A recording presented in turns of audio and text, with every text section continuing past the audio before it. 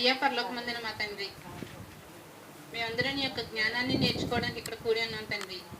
కూడి వచ్చిన మేమందరం కూడా నీ మాటలను విని విడిచిపెట్టే వారంగా కాకుండా ఆ మాటల ప్రకారం మా బ్రతుకులను సరిచేసుకునే భాగ్యం దయచేయమని, మాలో ఉన్న లోపాలను సరిచేసుకుంటూ మా ప్రవర్తనను లోకానికి చూపిస్తూ నిన్ను మహిమపరిచే బిడ్డలుగా మేము ఉండటానికి సహాయం చేయమని, మా బిడ్డలను నీ జ్ఞానంలో పెంచుకోవడానికి మాకు తగిన జ్ఞానాన్ని, సమయాన్ని, సంయోజితమైన ఆలోచనను దయచేయమని, మీ వాక్యాన్ని నేర్చుకొని చుండగా తోడుగా ఉండి అపవాది మమ్మల్ని తప్పుదారి పట్టించకుండా సహాయం దయచేయమని యేసుక్రీస్తు వారి నామంలో ఈ ప్రార్థన నీకు సమర్పించుకుంటున్నాను పరమ తండ్రి. ఆమేన్. అండి అందరికీ వందనాలండి.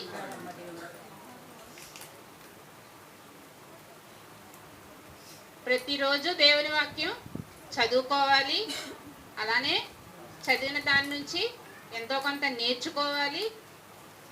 ప్రతిరోజు కూడా దేవునిలో మనం ఎదగాలి, ప్రతి వాక్యాన్ని కూడా నేర్చుకోవాలి. అందులో భాగంగానే ఆదికాండము 9 అధ్యాయాల వరకు నేర్చుకుంటూ వచ్చామండి.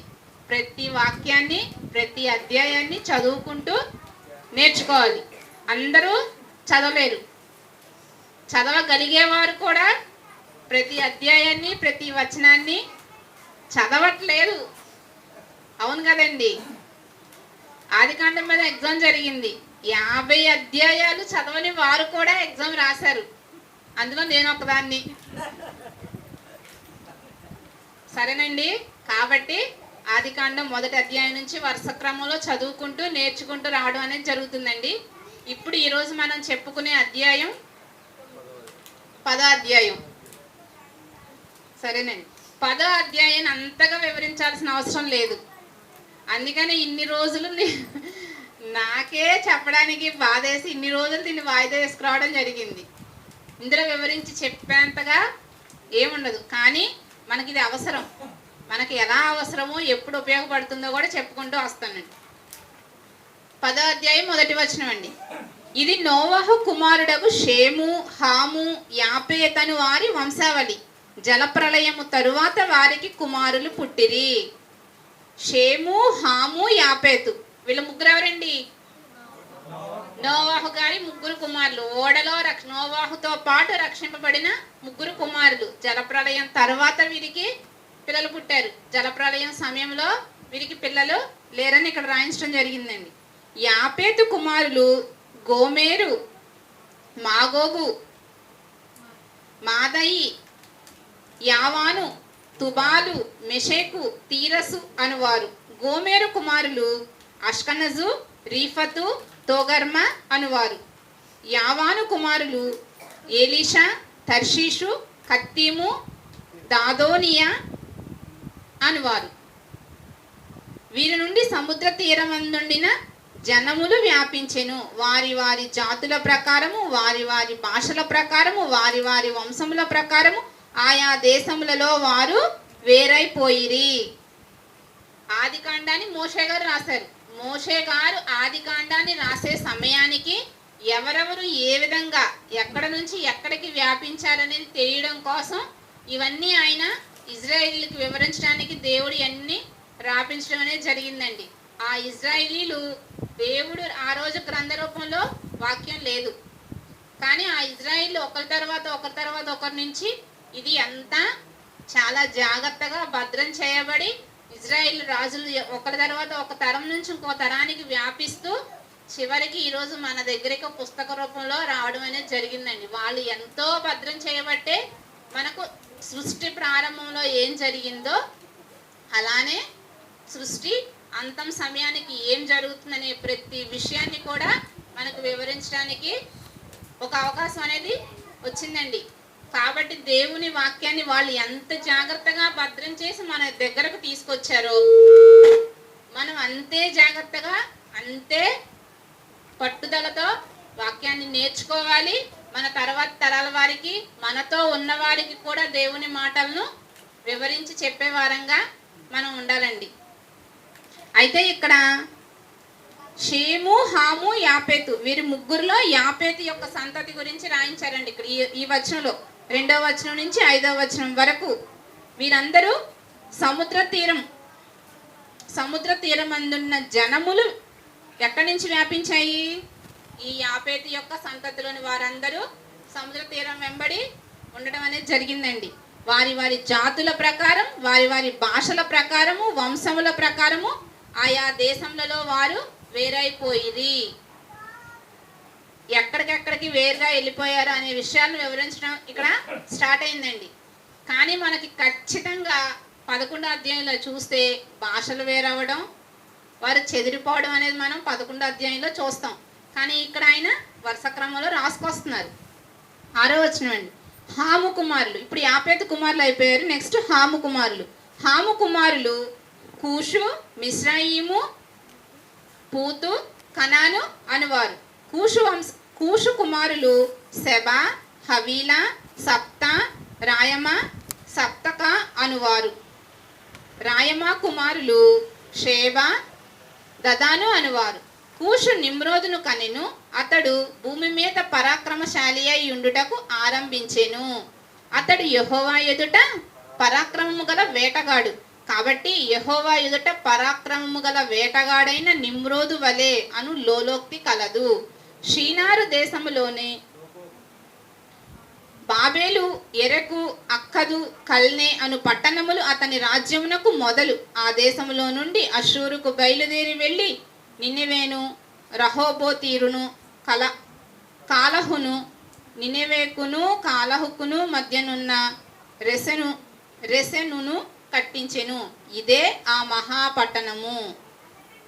మిజ్రాయిము లూదీయులను, అనామీయులను, లెహాబీయులను, నఫ్తుహీయులను, పత్రుసీయులను, కన్లుహీయులను, కఫ్తోరీయులను కనెను. ఫిలిష్తీయులు కన్లుహీయులలో నుండి వచ్చిన వారు. మనకు నోరే తిరగని పదాలు. కానీ ఇజ్రాయిల్ మీద తరువాత యుద్ధం జరిగేటప్పుడు మనకు ఇల్లు చాలా మంది వస్తారండి.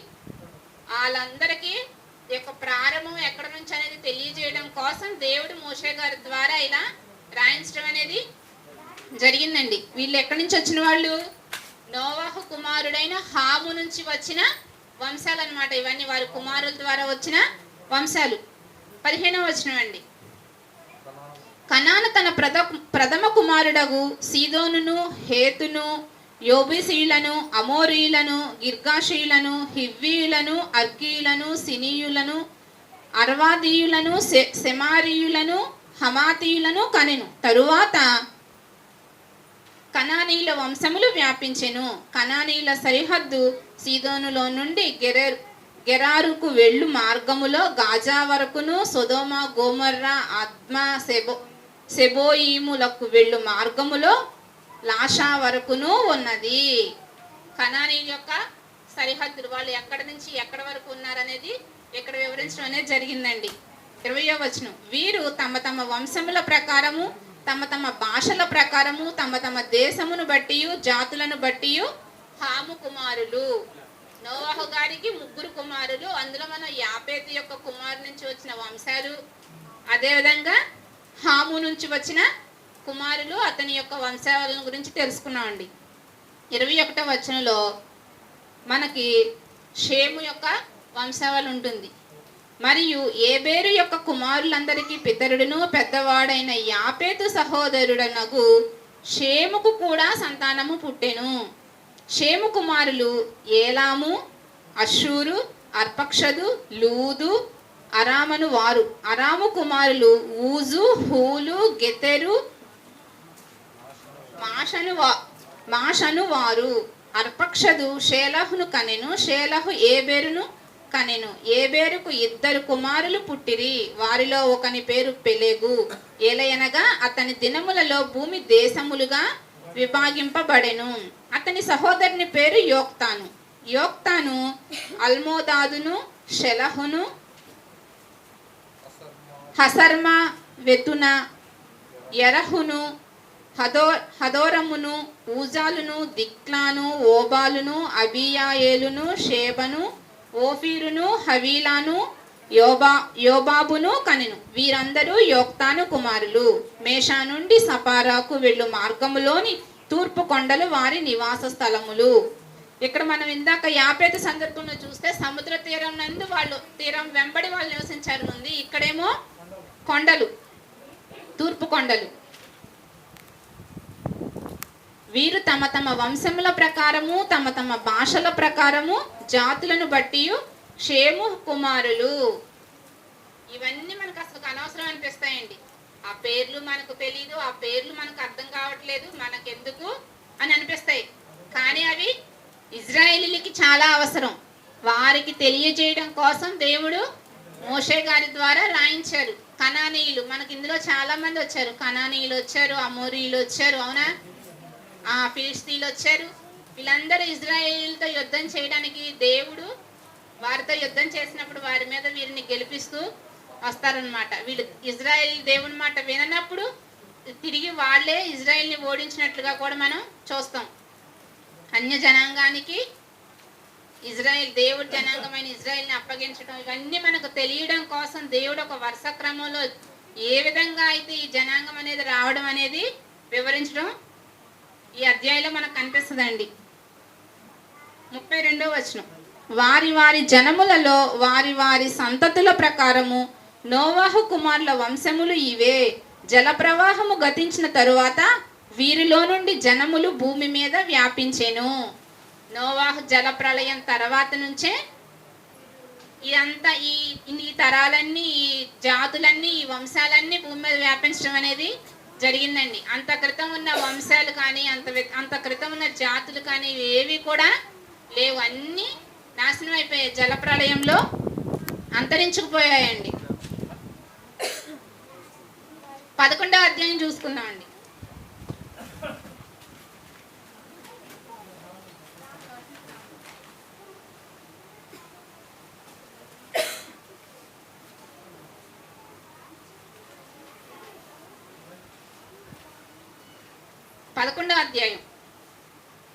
భూమి అన్నంతటా ఒక్క భాషయు ఒక్క పలుకును ఉండెను.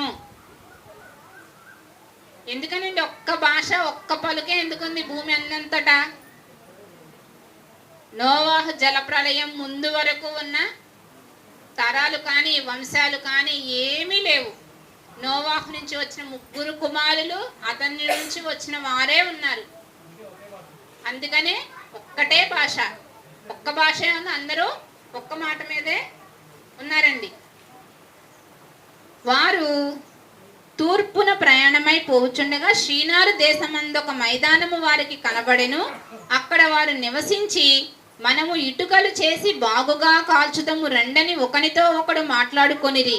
రాళ్లకు ప్రతిగా ఇటుకలను, అడుసునకు ప్రతిగా మట్టి కీలును వారికుండెను. మరియు వారు, మనము భూమి అన్నంతటా చెదిరిపోకుండా ఒక పట్టణమును ఆకాశమునంటూ శిఖరము గల ఒక గోపురమును కట్టుకొని పేరు సంపాదించుకొందము రండని మాట్లాడుకొనగా. ఏమనుకుంటున్నారంటండి? ఇటుకలు తయారు చేసుకుందాం, అలానే ఆకాశానికంటే ఒక గొప్ప కట్టడాన్ని కట్టుకుందాం, పేరు సంపాదించుకుందాము. ఎక్కడ సంపాదించుకుంటున్నారు పేరు? వాళ్ళు భూమి మీద గొప్ప పేరు సంపాదించుకుందాం అనుకుంటున్నారు. ఏం చేసి? ఒక గొప్ప పని చేసి. పని ఏంటంటే, దేవుడేమో భూమి అన్నంతటా వ్యాపించండి, మీరు ఫలించి అభివృద్ధి చెంది భూమిని నిండించండి, దాన్ని లోపరుచుకొనండి అని దేవుడు ఆజ్ఞిస్తే, మనం ఇక్కడ ఒక శిఖరాన్ని కట్టుకొని ఎక్కడికి వెళ్లకుండా అందరం ఇక్కడే ఉందాము, పేరు తెచ్చుకుందాం అంటున్నారు. దేవుడు చెయ్యమన్నది చేస్తే వచ్చేది పేరు, అవును కదండి? దేవుడు చెయ్యొద్దని చెప్పి మనం చేస్తే పేరు ఈ భూమి మీద వస్తుందేమో, కానీ మనకి తరతరాలు ఉండే ఆ పరలోకంలో పేరు అనేది రాదండి. దేవుడు ఎన్నో ఆజ్ఞలు ఇచ్చాడు, అన్ని ఆజ్ఞల్ని మనం పాటించాలి. ఒక్క ఆదివారం రోజు పాటించి మిగిలిన 6 రోజులు మా ఇష్టానుసారంగా మేము ఉంటాము అంటే అది గొప్ప కాదు, దేవునికి పేరు కాదు. మనకైతే గొప్ప, మనకు పేరు వస్తుందని మనం అనుకుంటున్నాం, కానీ లోకపరంగా కొంతమందికి నచ్చవచ్చు, కానీ అందరూ నచ్చే విధంగానే ఉండదు. అదేవిధంగా దేవుడు మెచ్చే విధంగా కూడా ఆ పేరు ఉండదండి. ఇక్కడ వీళ్ళు ఏం చేస్తున్నారు? పేరు సంపాదించుకుందాము అని అనుకుంటున్నారు. కట్టేద్దామని చెప్పి ఇటుకలను చేసి కడదామని అనుకుంటున్నారు. అయితే 5వ వచనంలో అండి, యెహోవా నరుల కుమారులు కట్టిన పట్టణమును గోపురమును చూడ దిగి వచ్చెను. దేవుడు కూడా పాపం ఎంతవరకు కడతారా అని చూద్దామని చూసినట్టున్నారు. వాళ్ళు కట్టిందాన్ని చూడడానికి దిగి వచ్చారంట. దిగి వచ్చాను. అప్పుడు యెహోవా, ఇదిగో జనము ఒక్కటే, వారికందరికీ భాష ఒక్కటే, వారు ఈ పని ఆరంభించి ఉన్నారు. అందరూ ఒక్కటే జనం కాబట్టి, ఒకటే భాష కాబట్టి ఈ పని వాళ్ళు మొదలు పెట్టారు. ఇక మీదట వారు చేయుదలచి ఏ పని అయినను చేయకుండా వారికి ఆటంకమేమీ ఉండదు. వీళ్ళిలా ఉంటే వారు చేయాల్సిన ఏ పనైనా, అది మంచైనా అవని చెడైనా అవని, ఆ పనికి ఆటంకం ఉండదు. కాబట్టి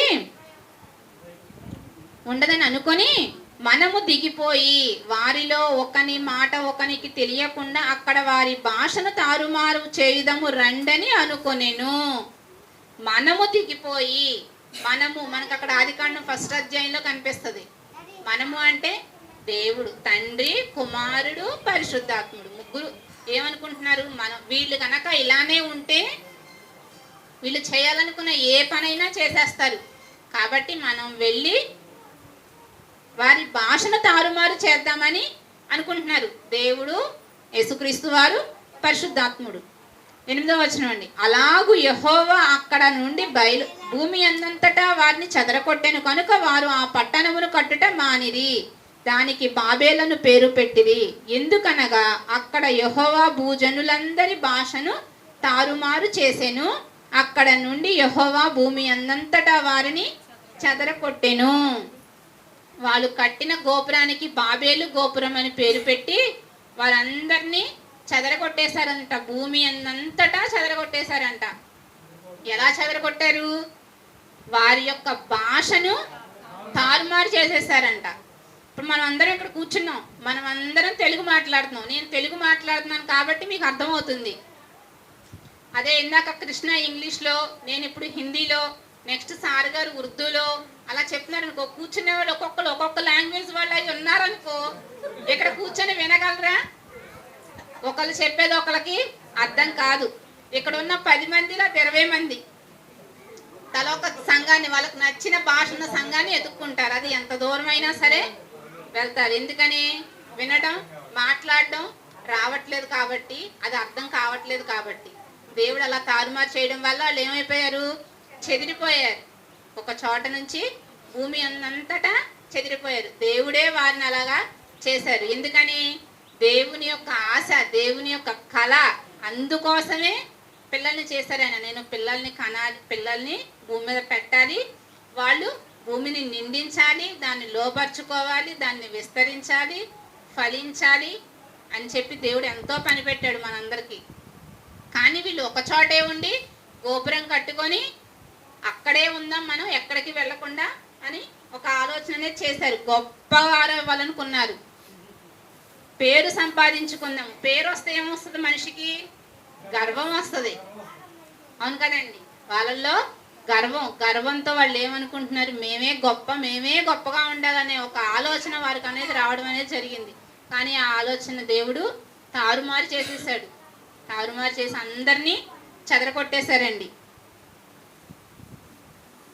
10వ వచనం. షేము వంశావళి ఇది. ఇప్పుడే కదండి షేము వంశావళి చదవలేక చదివాను. 10వ అధ్యాయంలో చదివాను కదండి. యాపేతు, హాము, చివరిగా షేము, 3 కుమారుల వంశావళి చదివాం. కానీ ఇక్కడ మళ్ళీ ఇచ్చారు చూడండి, మళ్ళీ ఎంత కష్టపడి చదవాలో. షేము వంశావళి ఇది. షేము 100 ఏండ్ల గలవాడై జలప్రవాహము గతించిన 2 ఏండ్లకు అర్పక్షదును కనెను. క్షేము అర్పక్షదును కనిన తరువాత 500 ఏండ్లు బ్రతికి కుమారులను కుమార్తెలను కనెను. ఏమంటే ఇక్కడ నేను చదివేటప్పుడు ప్రతిదీ వినండి. ఆయుష్ ప్లస్ పిల్లలు. ఈయన 100 సంవత్సరాలు బ్రతికి అర్పక్షదును కని, అర్పక్షదును కన్న తరువాత 500 సంవత్సరాలు బ్రతికి కుమారులను కుమార్తెలను కనెను. అర్పక్షదు పేరు ఒక్కటే ఇచ్చారు. మనం ఫస్ట్ ఒకసారి చూసుకున్నామండి. ఫస్ట్ అక్కడ కూడా షేమే మనకి. ఆదాము వంశావళిలో కయీను దేవునికి ఇష్ట ప్రకారం లేడు కాబట్టి కయీను తీసివేసి తర్వాత పుట్టిన షేతు షేతు షేతును ఆదాము కుమారుడిగా వంశావళి మళ్ళీ స్టార్ట్ చేస్తారు దేవుడు. అవును కదండి, దేవుడు తనకు ఇష్టానుసారంగా బ్రతికిన బిడ్డనే ఆయన వంశావళిలో ఉండడానికి ఇష్టంగా రాయించుకున్నారు. ఇక్కడ షేము వంశావళిలో ఆయనకు నచ్చిన కుమారుడు అర్పక్షదు. షేము వంశావళిలో అర్పక్షదుని గురించి రాయించారు. 12వ వచనం అండి. అర్పక్షదు 35 ఏండ్లు బ్రతికి షేలాహును కనెను. అర్పక్షదు షేలాహును కనిన తరువాత 403 ఏండ్లు బ్రతికి కుమారులను కుమార్తెలను కనెను. షేమేమో 500 సంవత్సరాలు, ఇక్కడ అర్పక్షదేమో 400 సంవత్సరాలు. షేలహు 30 ఏండ్లు బ్రతికి ఏబెరును కనెను. షేలహు ఏబెరును కనిన తరువాత 403 ఏండ్లు బ్రతికి కుమారులను కుమార్తెలను కనెను. ఏబెరు 34 ఏండ్లు బ్రతికి పెలెగును కనెను. ఏబెరు పెలెగును కనిన తరువాత 430 ఏండ్లు బ్రతికి కుమారులను కుమార్తెలను కనెను. పెలెగు 30 ఏండ్లు బ్రతికి రయూను కనెను. పెలెగు రయూను కనిన తరువాత 209 ఏండ్లు బ్రతికి కుమారులను కుమార్తెలను కనెను. రయు 32 ఏండ్లు బ్రతికి సెరేగును కనెను. రయు సెరేగును కనిన తరువాత 207 ఏండ్లు బ్రతికి కుమారులను కుమార్తెలను కనెను. సెరూగు 30 ఏండ్లు బ్రతికి నాహోరును కనెను. సెరూగు నాహోరును కనిన తరువాత 200 ఏండ్లు బ్రతికి కుమారులను కుమార్తెలను కనెను. ఏమండి, 11వ వచనం దగ్గర నుంచి 23వ వచనం దగ్గరికి వచ్చేసరికి ఆయుష్ 300 సంవత్సరాల ఆయుష్ తగ్గిపోయింది. ఆయుష్ కూడా తగ్గుకుంటూ వచ్చిందండి.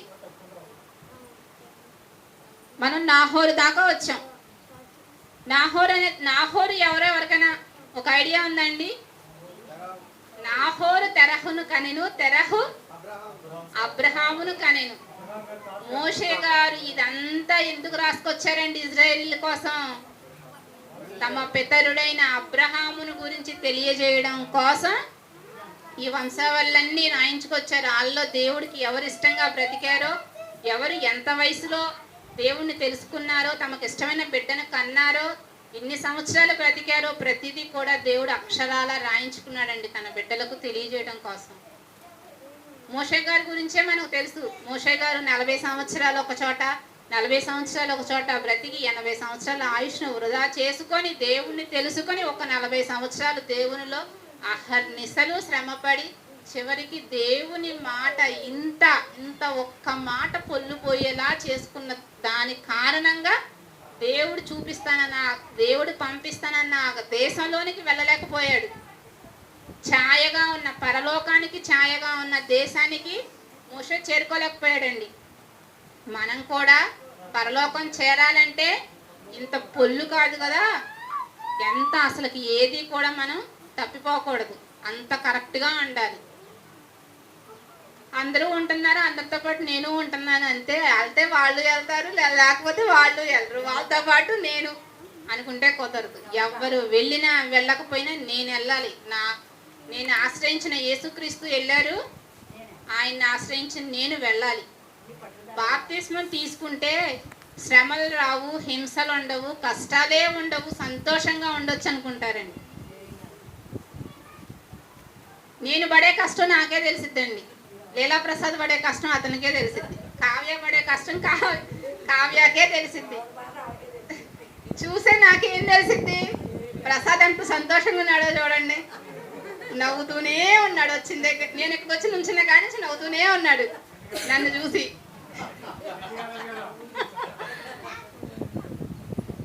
ఏమండి, ప్రతి ఒక్కరికి ఉంటాయండి ఇబ్బందులు. అది మనకు తెలుసు, మనలో ఉన్న అంతరాత్మకు తెలుసు.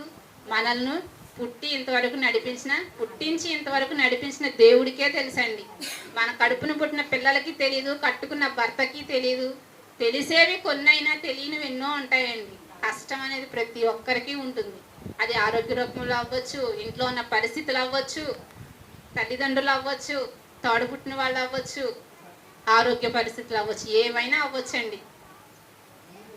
అవన్నీ మనం పట్టించుకుంటే ఈ చులకని శ్రమ అని మనం పాట విన్నామండి. ఆ రోజు ఆ మాట విన్నాక నాకు అనిపిస్తుంది, మనం రోజు లేచిన దగ్గర నుంచి పడుకునే వరకు నేను ఎంత కష్టపడుతున్నానో తెలుసా అంటాం మనం. ఒక్కటే మాట, ఎంత కష్టపడుతున్నామో తెలుసా నేను లేచిన దగ్గర నుంచి పడుకునే వరకు.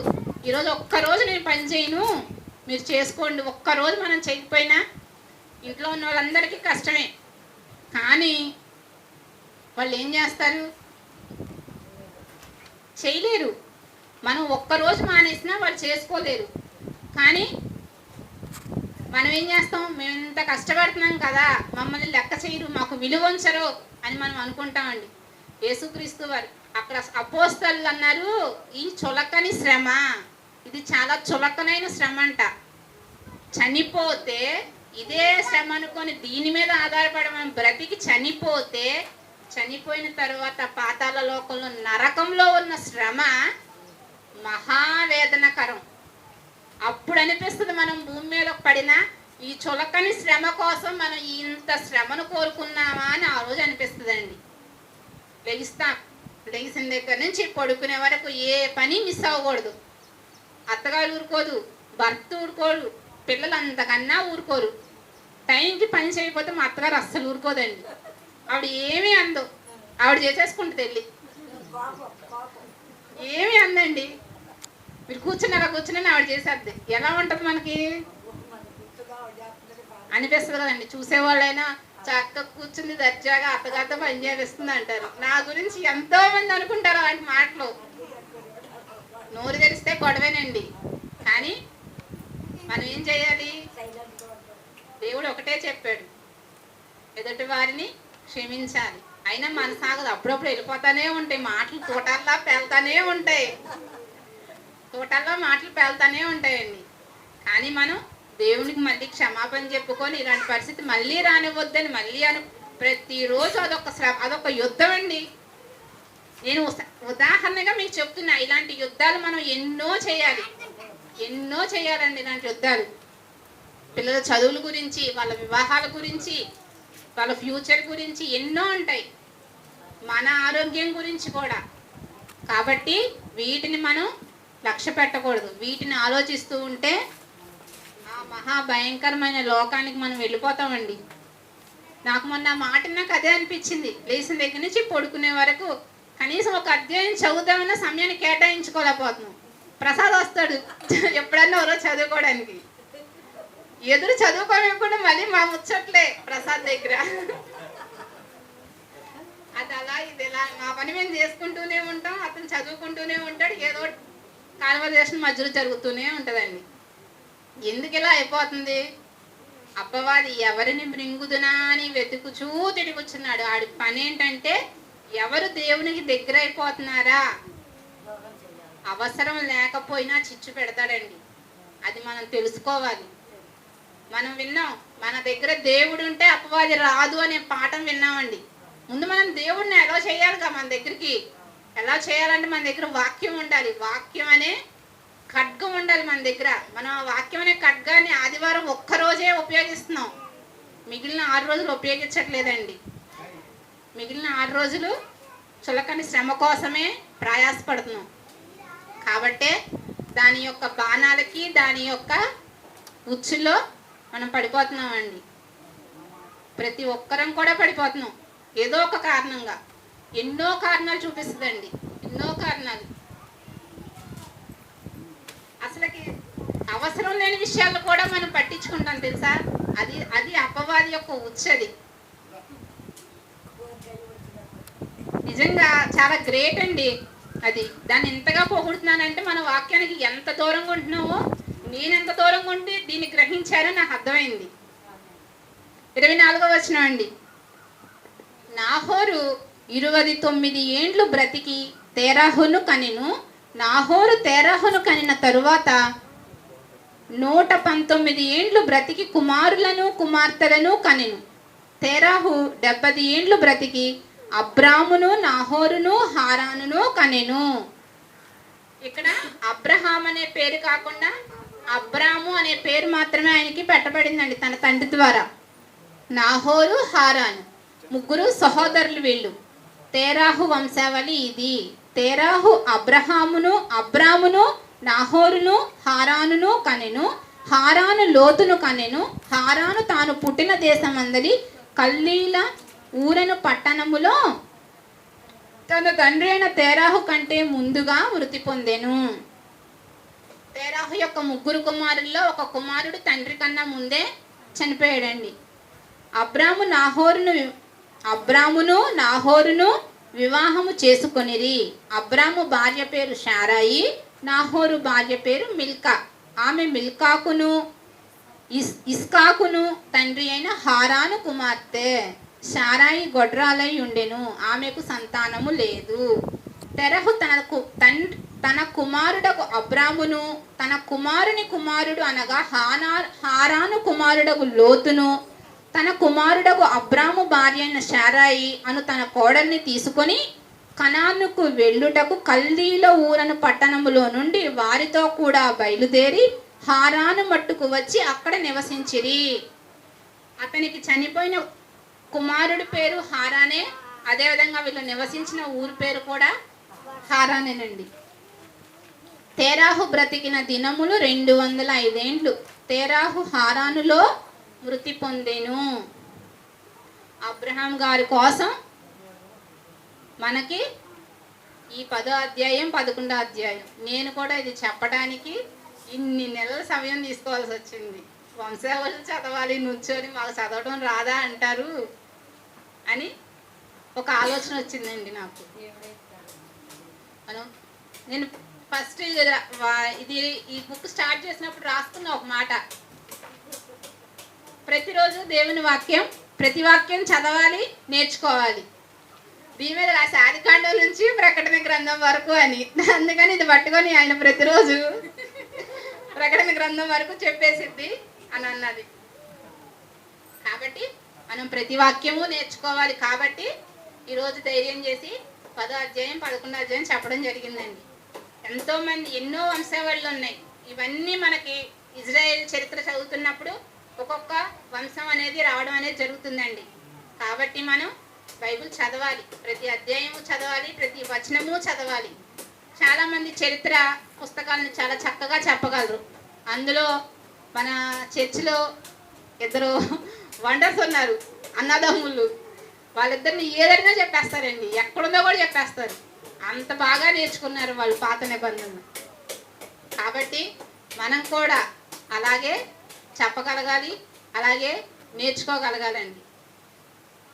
మన చుట్టూ ఉన్న పరిస్థితుల్ని 1 గంట సేపు టీవీ రిమోట్ ఆఫ్ చేస్తే టీవీ ఇంట్లో ఎంత సైలెంట్గా ఉంటుందో మన మైండ్ సెట్ని కూడా 1 గంట సేపు ఆఫ్ చేసేద్దాం. బైబిల్ దగ్గరికి వెళ్ళి కూర్చుందాం. మనలో ఉన్న ప్రతి ఆలోచనని దేవుడు చెప్పుకుందాం.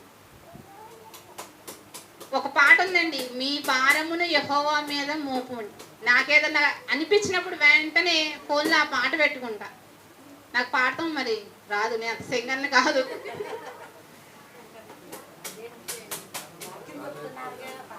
కాబట్టి మన భారాన్ని ఆయన మీద, మనకి ఏది అవసరమైనా, నేను మీకు ఎన్నోసార్లు చెప్పాను, నాకు ఒక్కటే పాప, మగ పిల్లోడు కావాలన్న ఆలోచన ప్రతి ఒక్కరికి ఉంటుంది.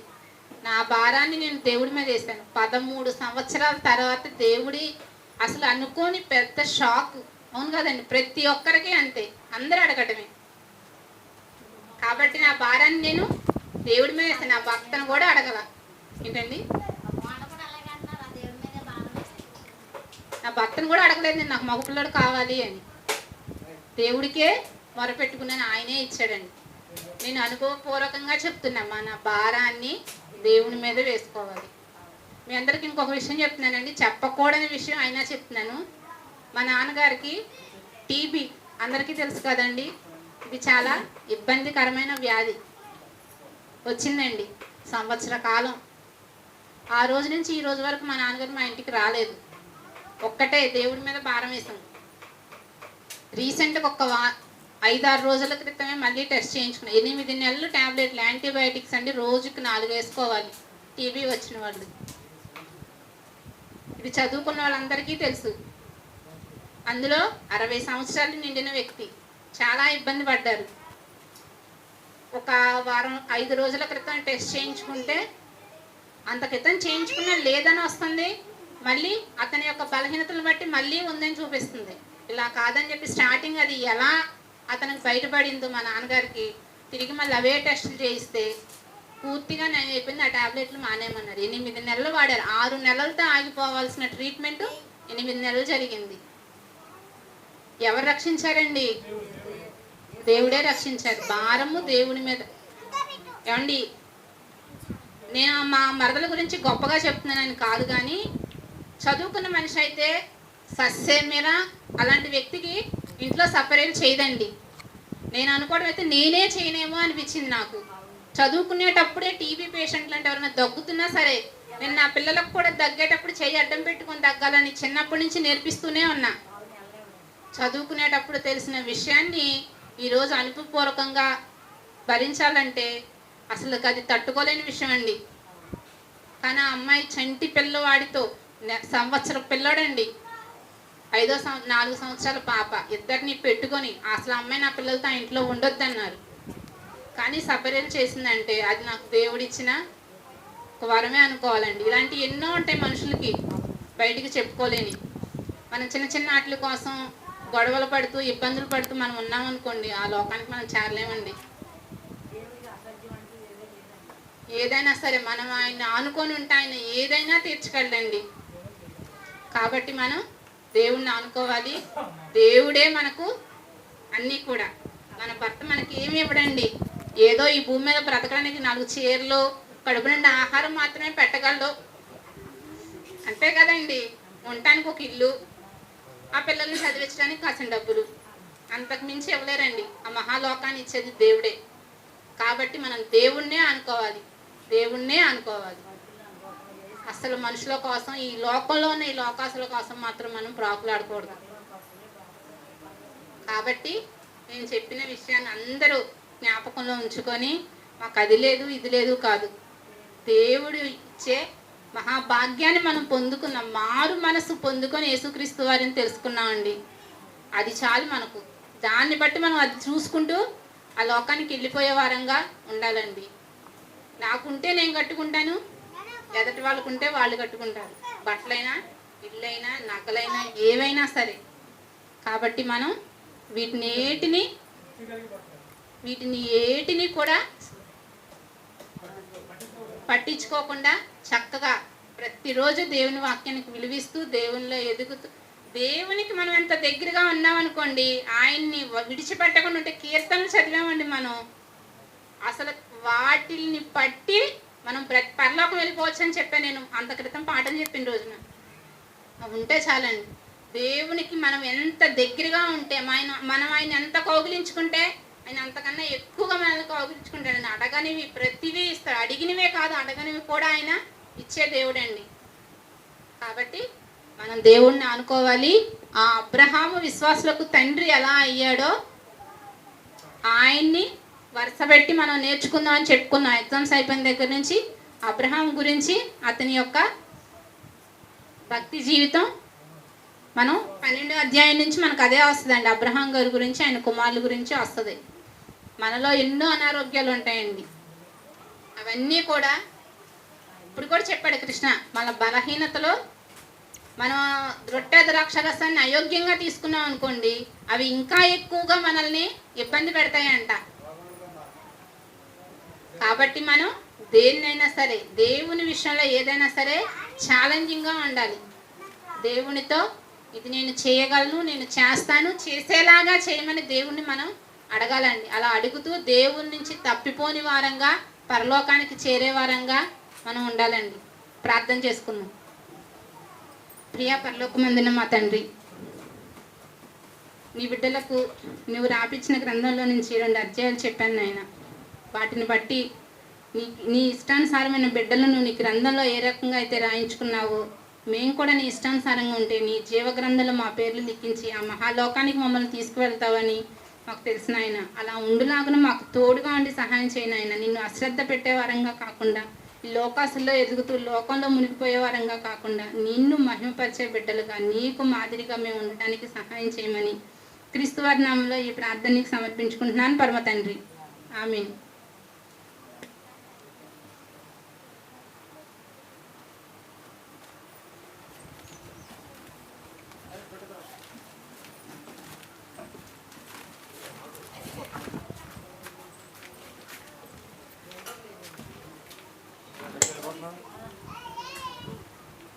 నిజ దేవుడు నిత్య జీవమునై